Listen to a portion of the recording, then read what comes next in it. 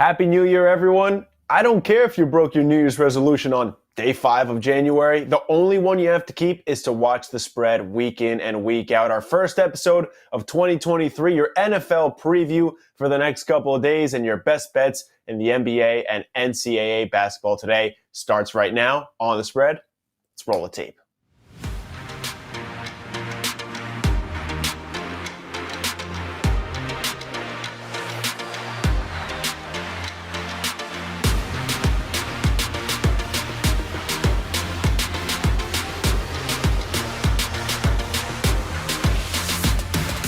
What's going on, everyone? Matias here with The Spread. Happy New Year. Thanks for joining us on this Thursday, late afternoon, early January edition of The Spread. We're now going to bring in two of the sharpest bettors from OddsChecker, the My OC Premium Roundtable. It's SlopRules. It's DeadPresPicks. Gentlemen, let's just start with Happy New Year. How's it going? Happy New Year. Yeah, excited. We can still gamble this year, right? A lot to get into. So let's change as far as I know. I've decided to become a golf expert this year, so there will be even more gambling. That was my New Year's resolution, to gamble more, and I figured I probably needed a new sport. So that's what I'm doing. That's amazing. Yeah. So congrats to me.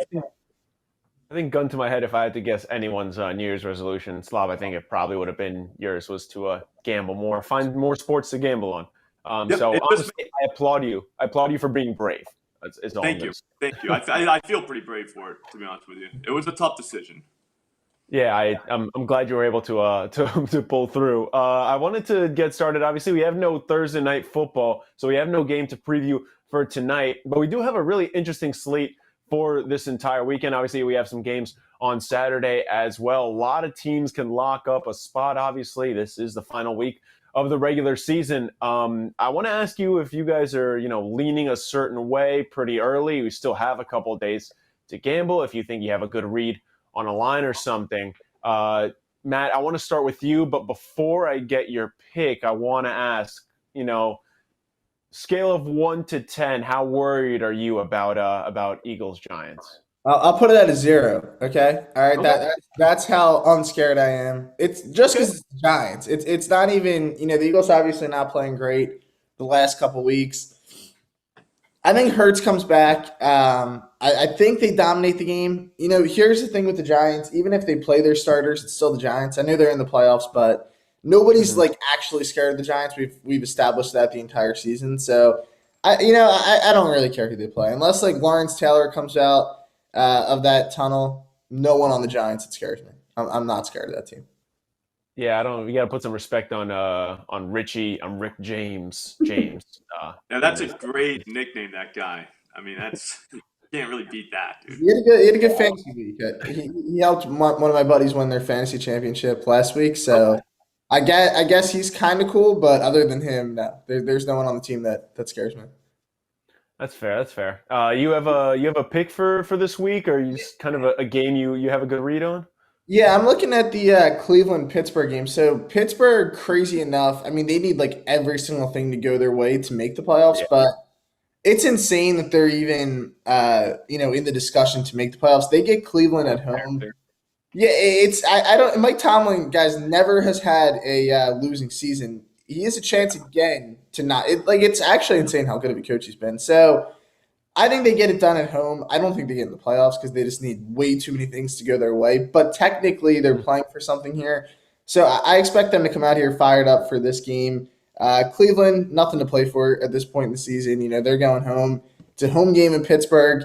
Mike Tomlin does not want to have his first losing season, guys. I think he comes out with a good game plan. I like Pittsburgh -2.5 at home. That game is Sunday, I believe Sunday at 1 p.m. So do have a couple Saturday games. I think that Jags-Titans game is interesting because I feel like everyone's forgetting that the winner goes to the playoffs. But the Titans are starting Josh Dobbs, so it doesn't really feel like anyone can make it's almost like the Titans gave up on this. You watch out. We're talking Josh Dobbs here. He's a preseason legend. From deep. Okay. I mean, I'm ready for it's just it doesn't feel right. But then again, I look at that line and I'm like, okay, well, the Jags are only -6. Everyone's going to jump to bet on the Jags -6. So I actually do think the Titans cover somehow. Maybe it's because John loves Josh Dobbs. I don't know how they cover, but it seems like they're going to cover in my eyes. There's a lot of great games this weekend. There's a lot of games that mean nothing, so I'd stay off of those games because who knows what's going to happen. Yeah. Some random quarterbacks are going to start this week that you forgot that they were even in the NFL. But it'll be a fun week. Nonetheless, we will have a good week of football. Yeah, I kind of, going back to that Titans game, you got a lot of, main players for the Titans, 2 weeks rest. Yes. Jeffrey Simmons didn't play last week. Derrick Henry didn't play last week. It brought up a good point just earlier this week, just listening. There's a lot of experience, much more experience, obviously, on the Titans side of things. The line was actually 6.5 yesterday. It's dropped down to 6 now. I kind of like the Titans to cover.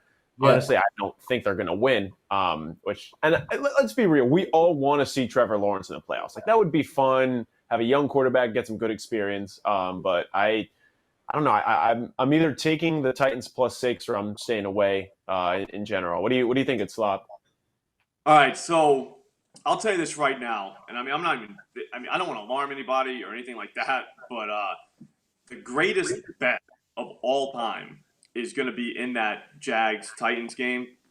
The guy's name is Chig Okongwu. He's a tight end, all right? His receiving yards total is 24.5, which is, that's like a first drive cash, if you ask me. Before they started playing Malik Willis, they had to. But, before they started playing him, this guy was going off, right? Yeah, he really was. So hang on, I'm grabbing something for you. He was going like 4 for 54, 6 for 45, 4 for 68, 3 for 35. Those are decent games. He was running, a lot of routes for Tennessee guys. And here's the thing, though. Malik Willis comes along, boom. He's not he's not going to do anything. So I thought Chig was over. But then the king, preseason king, Josh Dobbs, shows up. Last week, guess what? This guy went 3 for 24. So a lot of people, like the haters, are going to say, oh, he went 3 for 24 with Dobbs. Like, what's up with that? Like, there's no way. He only played like 19% of the snaps. He got rested like he was a starter last week. Literally rested. A little more comfortable, too. Yes, he only ran 8 routes. He was targeted on 4 of those. So, like, this guy's a part of the plan. Mm-hmm. Guess what the Jaguars can't cover? Tight ends. Only 4 teams in the NFL have given up more receiving yards to tight ends than them. All right? So what's going to happen is, I don't want to tell you, because I'm not a fortune teller here, but I'm just telling you what's going to happen. What's going to happen is the Jaguars are going to be able to move the ball on the Titans. All you got to do is throw it, and that's what they can do. Because the Titans are going to stop the run. Jaguars say, nope, I'm good. I'm not going to run the ball. We're going to throw with Trevor Lawrence, blah, blah, blah, the whole 9. What happens when the Titans get behind? They're going to throw it to our guy Chig. He needs 24.5 yards. Think you're actually going to need like a full game bet or something else on this thing, because this is the last game of the night. So you're going to be done in literally like the first quarter. So find something else. But this one, I can't wait for the game. Also, too, if you want to know, there's also a plus money banger with this kid. 2.5 receptions plus 135 over. Mm-hmm. That I don't even understand how these books put them together. Putting up lines like that. That's ridiculous. Like, what are they even doing? So if you want to go that route, you can go that route too. Maybe it lasts a little longer. I don't know. You know what I mean? Like, I don't know what's going to happen, but yeah. So that's what I got. I can't wait for that game. Like, I'm going to sleep right after this show and just waking up on Saturday just so that it's going to be game day, because I can't wait. I don't want to do anything. I don't really want to like condone that. I don't know if you have any other like family responsibilities or anything. I have a show tomorrow too. Yeah, I got kids, so I can't do that, but I want to. I'm not saying I don't want to. You're morning edge tomorrow, so you're morning edge. So I don't. At least wake up tomorrow and then go back to sleep. After that, I can't tell you what. We'll see what happens. See what I can finagle. I might fake an illness, something like that. All right. I got a first half bet. I like to. I kind of want to throw out, see what you guys think, because Matt, I think you brought up a good point. There are a lot of these games that don't really matter, and a lot of people are going to end up sleeping. I was going to say it's a sleeper. They're going to end up sitting their starters. So I think it gets a little tricky for a couple of these things, especially that Dallas-Washington game, because I think there's a very real scenario where Dallas is just like, all right, we're just going to sit our guys at halftime, and it doesn't really matter. I really like the first half spread, -3.5. You can get it at -115 against Washington. Dallas is in the top 5 in points per game in the first half at 14. Washington in the bottom 5 with 8. And in the last 3 games, Dallas is second in first half points per game at 16. Washington only scoring 6. So that very clearly covers the 3.5. I don't think Sam Howell's going to be very good in this game. And it's not his fault. It kind of sucks that your first game is against Dallas. I kind of like that. And the other one is the Vikings first half money line -185, or you can take -4.5 as the spread plus 100 against Chicago. I don't have to give any stats to this besides the fact that Nathan freaking Peterman is starting this game. So that's that on that. What are we thinking? That's bad. I like that Cowboys look. And I didn't even know Nate Peterman was starting, but he's fun to fade. Yeah, good. Yeah, I think he's all like I need to know, honestly. 2 touchdowns to interceptions in his career, something like that. So we had that. What was that? Like the 5 interceptions in the first half game when he was in Buffalo. Yeah, he had. That was actually impressive, though. Like so. I don't know. Right. Honestly. Yes. That's hard to do. Like that really is. So hats off for that. But no, I think with everything you just said, I think you can't do anything else, Matias. I think you have to do that. Yes. That's fair. But we are a gambling show, so I'm gonna try to do a little bit more. Gentlemen, do we have some good picks for tonight? Because obviously we got to wait a little bit for these picks to come in. Yeah, we're ready to go for tonight. It is sad Thursday night football. As bad as these games have been, I'm sad tonight. I can't believe I'm saying it. I agree. I'm gonna say it. What are you thinking for tonight, Matt? All right, I'm looking at the San Francisco Dons, guys. So there's a few cool things about this game. One, love it. 11 p.m. We can stay up all night and gamble on this game. That's great. Secondly, it's on ESPN too. Everyone can watch it, right? There's no excuses to miss this game. So this is a perfect gambling game. I'm going to back San Francisco with the points. They're getting 10 here. It was 10.5 last night or 11 last night in some places. Gonzaga typically owns San Francisco, but I don't think this Gonzaga team's as good as years past. I think they're still a really good team. Obviously, they'll still be a top seed in the tournament, 2, 3, 4 kind of seed. But this isn't like the typical Gonzaga team. So I think that this is going to be a spot where San Francisco at least battles. We've seen them. They're 11-6 on the season. They're not as good maybe as years past either, but 10 points, guys, at home. I love it. I'm taking it with them. I'm going to ride it here. I think offensively they'll be able to do enough to hang around in this game. This is a pretty good offensive team, and they're actually really good on the defensive side of the ball. They only allow 68 points per game. That's really good when you break it down. Gonzaga, on the flip side, their issue has been getting stops. They're allowing teams almost 73 points per game. I think San Francisco has enough pace here. I think they can do enough on the defensive end. We're not asking much. We're asking you to cover 10 at home in a game that they should be fired up for, right? I mean, every time Gonzaga comes in, they should be ready to go. You're going to get their best effort. I like the Dons here. Cool name, cool time, and it's on TV. So no reason not to bet this. Yeah, I don't think I would ever bet against a team whose name is the Dons. Just out of principle. You're in trouble. Yes. Yeah. What about you? What about you, John? I think the Memphis Grizzlies are going to just destroy the Orlando Magic tonight. So I think it's -7 right now. If you want, you could just go like -8 at FanDuel. Probably get a better number there. I'll look at DraftKings too. Just up at a point or two. Don't do the whole -115 whatever. Like just because if you're taking a -7, why not -8? Why not -9? Especially if these are going to roll, which I do. The Magic just won last night, which is a perfect time to fade them because they just won a game, which they don't do a lot. They're missing guys. Guys are sick. Guys are suspended. And then now in comes Memphis, who just boat raced the Hornets last night on the road. None of those, I get it's a back-to-back, but if you look, like none of those guys even played like 20, 25 minutes. I mean, I bet you some of them didn't even shower after that game. Like they just got on the plane and left. You know what I mean? So they're ready to go tonight. Actually, too, it's a great travel spot for them because even though both these games were on the road, they still I'm saying they have to travel to Orlando, but they're done after tonight. Now they go back home, and I think they have 2 days off.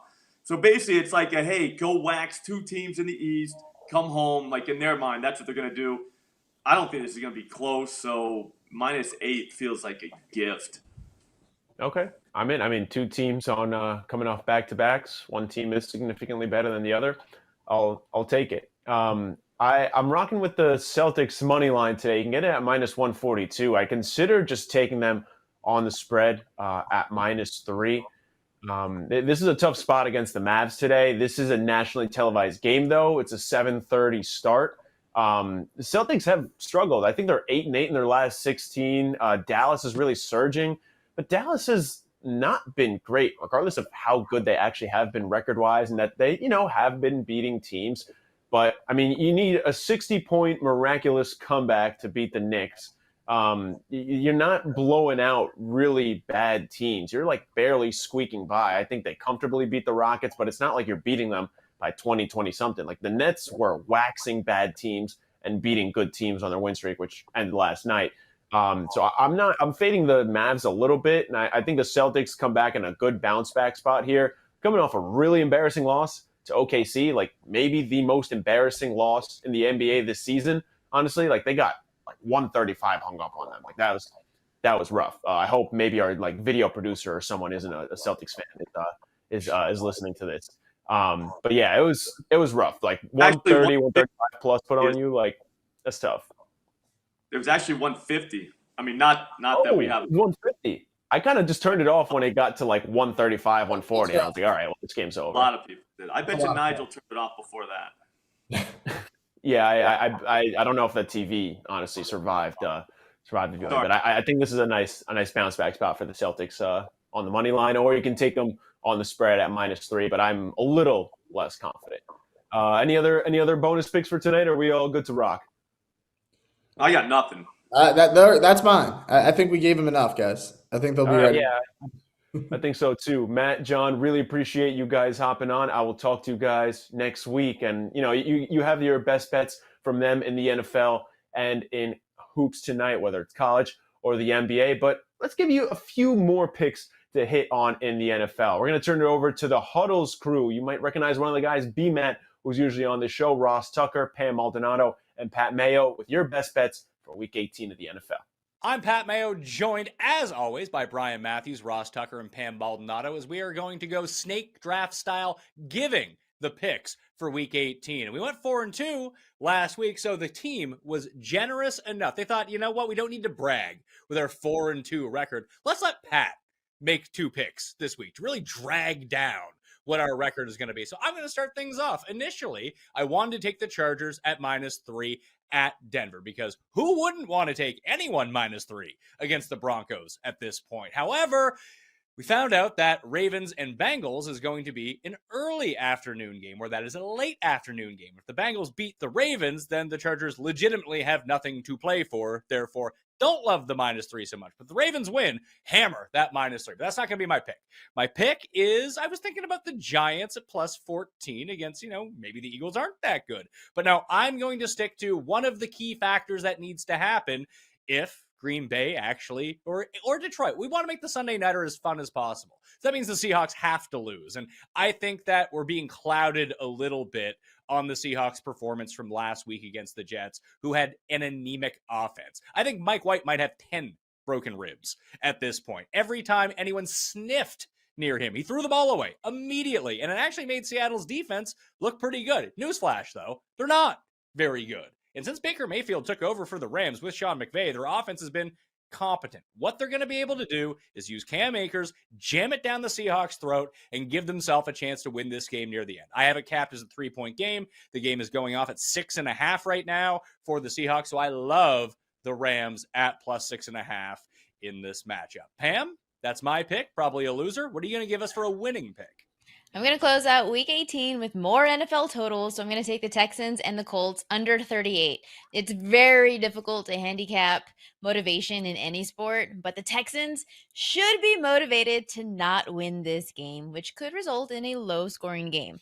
A loss is going to lock up the number 1 draft pick, and the Colts have been eliminated from playoff contention, so you have 2 teams who are kind of playing for a lot of nothing. Houston has averaged 11 points in its last 2 games. The Colts have been an absolute train wreck, switching quarterbacks from Matt Ryan to Nick Foles, who's now broken. Both the Colts and the Texans, they're bottom 4 in the league in total offense. Where are the points coming from here? Foles is going to be out this week because he got injured, but of course he did. So now you have Sam Ehlinger. Hook 'em horns, next man up. But man, I got to say it, Ehlinger, he has only 1 touchdown, 1 interception, a QBR of 34. It is not pretty. The Colts offense is still going to be lackluster. The Texans should not want to win in order to lock up the number 1 draft. Give me the under, no points, under 38. Under 38. Brian, we're going to you next, but as you like to say, it's not fun. Life's too short to bet unders. That's right. So look, I'm going to go Dallas -4 here. I think with Philly's loss last week, they're still playing, as if, hey, look, if Philly loses this weekend, it looks like the Giants are, they're saying they're going to do what's best for their team, right? And so it sounds like they're going to, rest some of their main guys, but there's still a chance that they can, they can take that number 1 spot. So as long as there's a chance there, I like them at -4 here against Washington. Seeing Ron Rivera in the post-game press conference say that he didn't know that they could be eliminated last week, and he didn't say that, more paraphrasing, but seeing his reaction was kind of staggering. And now they make the switch back to Heineke, who was the one that got them there in the first place after going to Wentz, after Heineke played the league's number 1 defense in San Francisco. So I would be surprised if he hasn't lost that locker room maybe a little bit with that decision, because Heineke had been not so good, but the team had played better, with him at quarterback. So that's going to be my first pick. Ross, is that a fireable offense for Ron Rivera? Like, do we see him next year? Which one? Not knowing that they could be eliminated after the game against the Browns, or starting Wentz over Heineke? I don't think not knowing they could be eliminated is a fireable offense. That really didn't even bother me that much, to be honest with you. I mean, that was not a consideration or something he needed to be aware of until they lost to the Browns like they did. All the focus should be going into trying to beat the Browns. That part of it didn't bother me. Starting Carson Wentz bothered me a lot, Pat. I don't understand why he did that. I don't think it made any sense. We've seen that movie a lot, and it doesn't really go very well, especially late season. The Colts are way too familiar with that from a year ago. I thought the move was you start Heineke. If Heineke struggles, then maybe you have Wentz come off the bench. I was surprised he did it. I don't think he'll be fired just because I don't even know who the owner or the commander is going to be this offseason. Plus, Rivera's kind of given them some stability and got them in the mix. But it was a really bad decision, that's for sure. Where are you going with your 2 picks this week? Let's start Saturday night. Titans, Jags. Look, nobody really wants to bet on the Titans anymore. I know. They're a tough watch. But I got news for you. Vrabel is a stud coach. And 6.5 points? 6.5 points for the Titans, who, by the way, just rested everybody. Jeffrey Simmons and Derrick Henry. None of them played against the Cowboys last Thursday night. They're all fresh, ready, gearing up for Saturday night. And now the Jags have a short week. They played the Texans Sunday. Then they turn around and find out they have to play the Titans Saturday night. Mike Vrabel will have those guys ready to roll. They're going to try to run Derrick Henry down the Jags' throat. This is what the Titans do. They play in close games. They muddy and grimy and dirty the game up. And somehow, a lot of times, even find a way to win.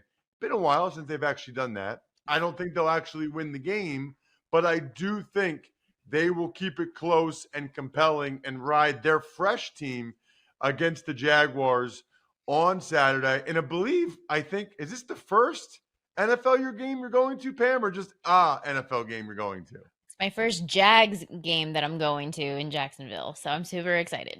So don't ruin it for me, Ross.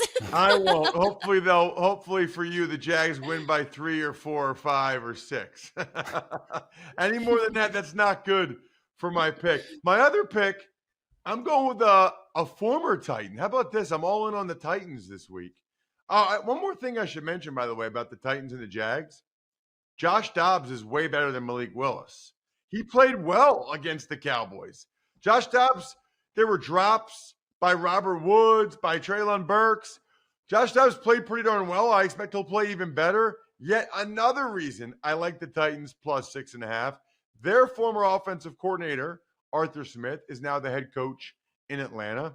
That's my other pick I loved. If you would have told me our first episode this year that I would be taking the Falcons in a situation where they are laying 4 points against the Bucs, I would have told you that you were absolutely nuts.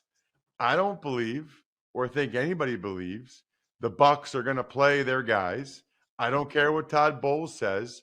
If I'm wrong, I'll say I'm wrong. I'm like the dad in Dirty Dancing. I'll say I'm wrong if I'm wrong, but I don't believe that's the case. Meanwhile, Atlanta, Arthur Smith wants to get one more win.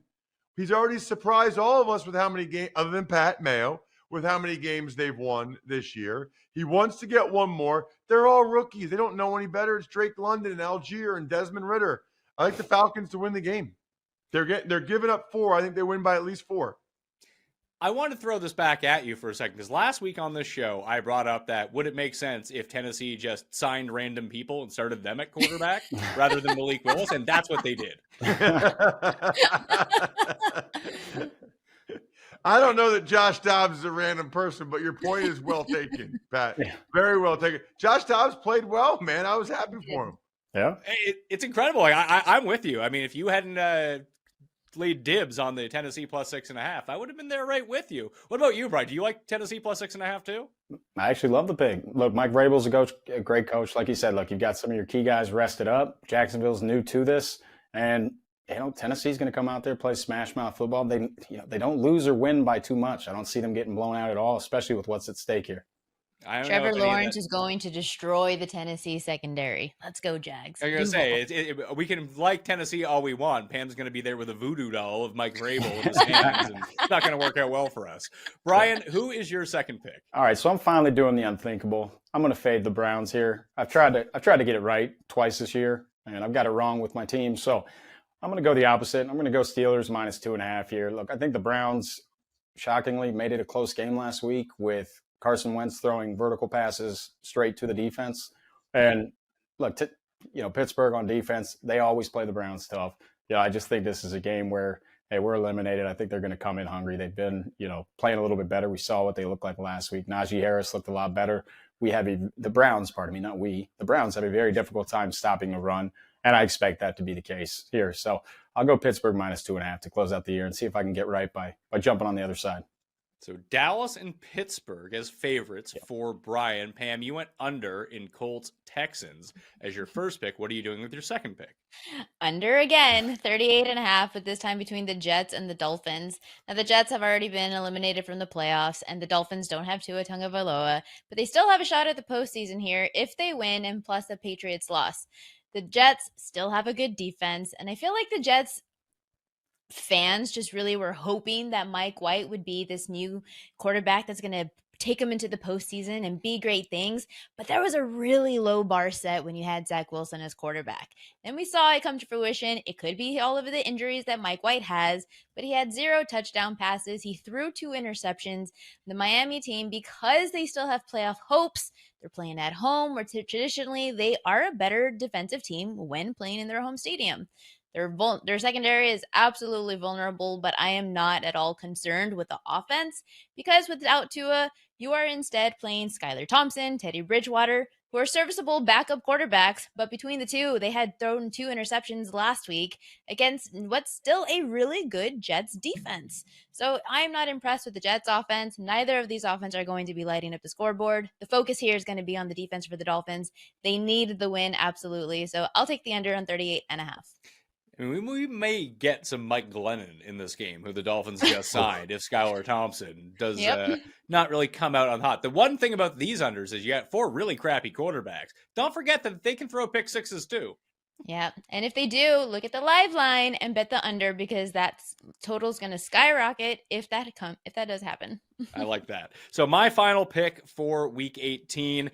I'm going to go with another underdog, in-division underdog on the road, and maybe I'm walking in. I mean, I walked into a big trap last week with the Eagles against these New Orleans Saints, but I actually thought the Panthers played pretty well against the Bucs. It's just the Bucs actually decided to try outside of the final 2 minutes of a game for once. Turns out they're actually okay when it comes down to it, but that offense still looked really good with Sam Darnold. It's absolutely mind-boggling that he is playing as well as he is. They're not sitting anyone. Steve Wilkes is coaching for a job, whether it be with the Panthers or someone who has an opening, probably Washington, as we heard out earlier, or maybe they go with a bigger name. Who knows what they do? But 3.5 points is the key here in New Orleans. It's not like New Orleans offense was amazing against Philadelphia last week. No. The defense for the Panthers has been up and down, but overall it's been pretty solid. They've been generating pressure. And yes, the Saints do have back their entire defensive core. If this was their defense all year long, they'd be much better than they currently sit with their record today out of the playoffs. But I'm really a believer in this Sam Darnold Carolina offense, at least till the end of the year of how it's working out. So I think getting 3 into hook on the road in division feels like a field goal game. And I think the Panthers can win this one outright. So I will be taking the Panthers plus 3.5 as my final selection of week 18. That was the week 18 edition of The Huddle. I want to thank all of you for coming in to watch. I want to thank Ross, Brian, and Pam. I'm Pat Mayo. We'll see you next week. If you enjoyed that, make sure you're checking out our YouTube page at OddsChecker US. We have their weekly picks plus Ross Tucker's Tux teasers. I think I went a perfect 4-0 a couple weeks ago, and he's been hitting at over a 75% mark for the last couple weeks, so make sure you're checking that out. If you've watched the show before, you knew that all of last month we were giving away $500. Well, congratulations to _official Koi. They won the $500 giveaway for December. I have even better news for you, though, if you're watching, because that means we're giving away another $500, 500 racks we are giving away in January. And again, all you have to do is follow us on YouTube at OddsChecker US, and you're automatically entered. Again, subscribe to OddsChecker US and you're automatically entered. And if you comment on any of our videos, let's just make it this one, with your best bet for the day, if that bet wins, you're automatically entered to get another entry. And hey, we'll be a little generous. If you comment on any video, we'll enter you anyway for another entry. Anyway, that's going to do it for us on this Thursday. Thank you to everyone who hopped on the spread for this week. Make sure you're joining us on Monday because we've got a huge show coming your way. Alex Kirshner and Joey Ruiz are going to be on. We're going to be previewing the CFB College Football National Championship. We'll see if Matrix Mack is going to come away with $5.5 million or if he's just going to donate another $1.5 million to DraftKings or not. We're going to have Michelle Beadle back on the show because we've got the Golden Globes coming up. She's going to have her best bets for some of the biggest categories. B-Man's going to be back on the show. And, of course, your Monday betting preview. From all of us here at OddsChecker, take care. We'll talk to you next week.